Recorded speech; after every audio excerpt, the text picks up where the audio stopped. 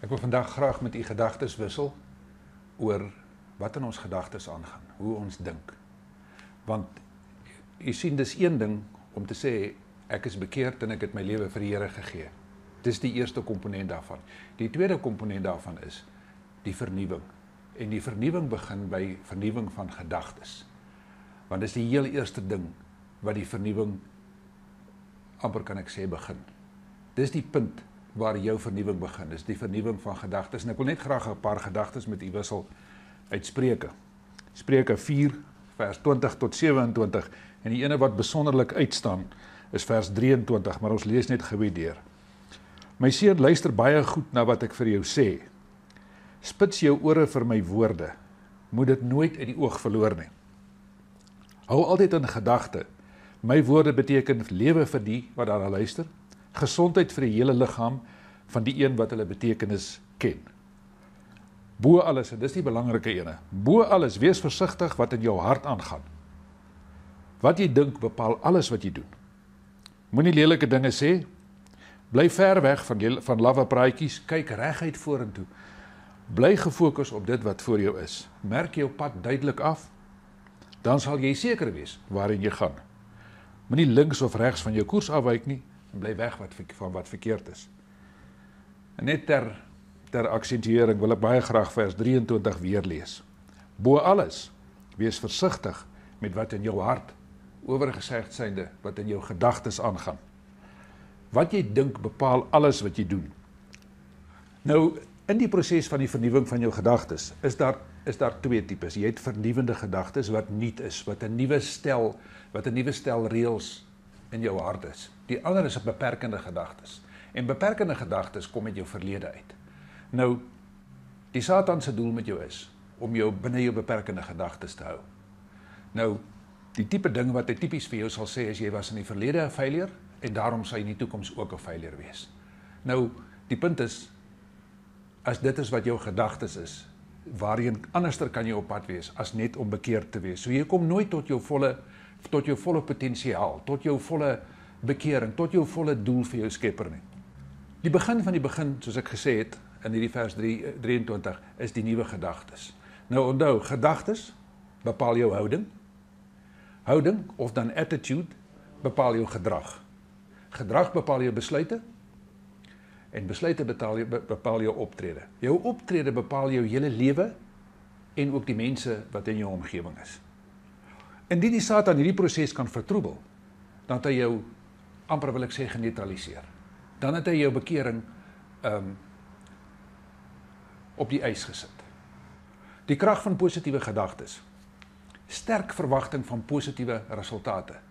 Met ander woorde, jy pak 'n projek aan, en dit help nie dat jy die projek bekyk en dink, ek hoop maar vir die beste nie. Miskien sal die res van self kom nie. Dis nie positiewe gedagtes. Jy moet dit visualiseer, jy moet dit verwag, jy moet sien hoe hierdie projek van jou goeie vrugte afwerk, verwagte vrugte afwerk. Die uitkomste moet wees waarin jy wil gaan. Nie in terme van, in die verlede het hierdie nie so mooi gewerk nie, en daai is 'n beperkende gedagte. So die sterk visualisering van positiewe resultate is van kritiese belang. Nou, ek weet Lance Armstrong het nou allerlei dinge aangevang wat nou nie heeltemal aanvaarbaar is nie, maar geen mens is net sleg nie. En verstaan mooi, Lance Armstrong het 'n paar goede gedoen wat absoluut uitstaande is. En die waarheid van die saak is, Lance Armstrong het 'n paar wyshede kwyt geraak, en ek wil baie graag daaruit aanhaal. Hy sê, the power in the legs is important, but fire in the heart is the winning factor. Jy moet vuur in jou hart hê. En daar's nou baie aanhalings van mense wat nou, soos Norman Vincent Peale en al die ander manne, wat allerhande positiewe boeke al geskryf het oor positief en so. En daar's ene wat daardeur loop soos 'n goue draad. If you can dream it, you can do it. Nou, hoe droom ons? Jy droom in absolute fyn detail. Kom ons veronderstel, as jy nou 'n dame is, jy visualiseer 'n baie spesiale, kom ons sê 'n baie spesiale rok. As jy nou 'n man is, miskien 'n baie spesiale sportmotor. Die feit van die saak is, jy visualiseer daai goed in fyn detail. Jy kan die rok sien, jy kan die snit sien, jy kan die materiaal sien, jy kan die, wel, ek reken as jy bietjie probeer sê hierdie materiaal kan ruik ook. Dis 'n positiewe resultaat.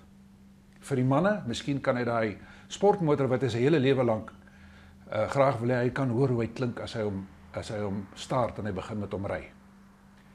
Daardie is positiewe gedagtes, dis die gedagtes wat jou trek. Ek het nie 'n beter woord nie, trek jou.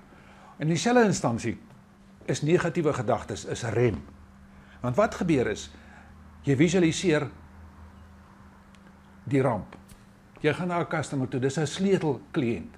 Dis 'n baie groot kontrak. Op pad soontoe sit jy en dink aan alles wat kan verkeerd gaan. Maar my vraag aan jou is, hoe sal dit wees om 'n bietjie te dink aan alles wat kan reg gaan? Want daar is 'n miljoen goed wat kan verkeerd gaan, maar die feit van die saak is, daar is 'n miljoen goed wat kan regloop ook. So, die positiewe gedagtes, en ek is nie besig om vir u te sê hierdie is maklik nie. Hierdie is intens moeilik, want dis 'n leeftydse gewoontes wat jy oor 'n relatief kort tyd moet afleer. So, positiewe gedagtes, vernuwing. Hoe dryf ons die vernuwing as ons voel ons gaan van die spore af? Is baie maklik. Ek is tot alles in staat deur Christus wat my krag gee. Anti-vernuwing, Satan kry jou in die oorbeet en hy sê, stadig net 'n bietjie. Kan jy onthou van hierdie gemors wat jy aangejaag het? Kan jy onthou van daai? En terwyl ek daaraan dink, en voor jy weet, is jy in 'n depro. En jy glo nie hierdie goed gaan ooit regkom nie. Dis waar die Satan jou wil hê. Jy is geneutraliseer. Die vernuwingsproses is op daai sekonde is van die baan af. Jy moet aanvanklik in die eerste 21 dae of so gaan dit baie moeilik wees, maar jy moet in daai eerste 21 dae moet jy vashou aan hierdie goeie wat sê ek is tot alles in staat wat deur Christus wat my krag gee. Ek bid hieroor, ek glo hieroor. Want daar's 'n frase in die Bybel, 'n versie in die Bybel wat sê as jy oor iets gebid het, glo asof dit alreeds gebeur het. Dis 'n positiewe visualisering, dis 'n positiewe uitkoms wat jy vir jouself alreeds daar stel. Amper wil ek sê, hy trek jou. Ek het nie 'n beter uitdrukking nie. Die beperkings wat ons aan onsself stel. Kom ons veronderstel jy het nie die negatiewe gedagtes nie. Op sterkte waarvan is dit gebaseer? Mense wat uitvindings gedoen het oor die baie jare, en ek dink die Amerikaner wat sekerlik die meeste uitvindings het is Edison. Nou Edison, gaan Google vir Edison. Edison se projekte en se planne was die een ramp na die ander. Maar raai wat? Hy het bly glo in wat hy gedoen het. Hy het aangehou. En op die ou het sukses gekom want hy het geglo, hy moet net aanhou. Miskien is hy hierdie stadium nie reg nie. So as hy vasgehou het aan sy mislukkings van die verlede, waar sou hy gekom het? So jy moet baie versigtig wees dat die beperkings wat jy aan jouself stel, waarop is dit gebaseer? Is dit wat jy vir jouself het? Is jy op jou volle potensiaal? Ek weet nie, ek kan nie daai vraag vir jou antwoord nie, maar jy moet in die spieël gaan kyk en jy moet besluit. Is hierdie beperkings, is dit objektief? Is ek nie besig om myself tekort te doen nie? Is ek nie besig om die vernuwingsproses te kniehalter nie? Want onthou net, die Satan sal entoesiastiese hulp aan jou verleen om beperkings aan jouself te stel, want dis waar hy wil jou nie vernuwe hê nie. Want onthou net, as hy jou nie vernuwe het nie, is die gedagtes, die attitude, soos ons net nou gepraat het, is almal vertroebel. So daai deursyfer van jou vernuwing is nêrens heen op pad nie. Jou gesin sal dit nie optel nie, jou werk sal dit nie, jou verhoudings, die hele spektrum van jou lewe is vertroebel. En dis waar die Satan jou wil hê. Hy wil jou net daar vashou. Hy wil niks dramaties in jou lewe hê nie. Hy wil jou net daar by die gedagtes, daar waar hy begin. Hy wil jou net daar kniehalter. Jou Skepper skryf in die Bybel, ek ken jou by jou naam. Jou naam is in my hand geskryf. Wat sê dit vir jou? Is eenvoudig. Jou Skepper ag jou. Nou, as hy jou ag en hy jou wil vernuwe, as jy jou hart aan die Here gee en hy neem dit, dan beteken dit mos nou, dis die bekering is dan nou gedoen. Die volgende stappe beteken dan nou mos ook, hy ag jou. So hoekom sal jy jouself, amper wil ek sê, minag, deur te sê, maar ek kan nie suksesvol wees nie. Wie sê jy kan nie suksesvol wees nie? Ek dink, mens moet baie mooi en baie versigtig jou gedagtes hierom bestuur. En onthou net, 'n gedagte is nie 'n ding wat uitpop soos 'n vulkaan nie. 'n Gedagte is 'n bestuurbare ding. Ja, dit is miskien so dat 'n gedagte uitkom en dit is nie presies wat jy wil hê nie. Maar die feit van die saak is, jy kan 'n gedagte bestuur, jy kan hom onderdruk en sê, ek gaan nie verder aan die goed dink nie, ek visualiseer positiewe uitkoms, ek is tot alles in staat deur Christus wat my krag gee.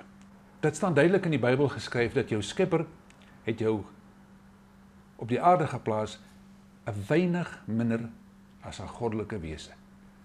My vraag, en ek kan dit self nie beantwoord nie, my vraag is, wat se toerusting het ek dan, wat ek nog nie eers van weet nie, wat staan nog gebruik? So, as my Skepper my as my Skepper my op die aarde geplaas het, met hierdie awesome toerusting, ek het nie 'n mooi woord daarvoor nie, hoekom sal ek dan nou besluit dat ek is nie waardig nie? Ek is nie waardig op sukses nie, ek kan nie vernuwe nie, ek kan nie ander gedagtes hê.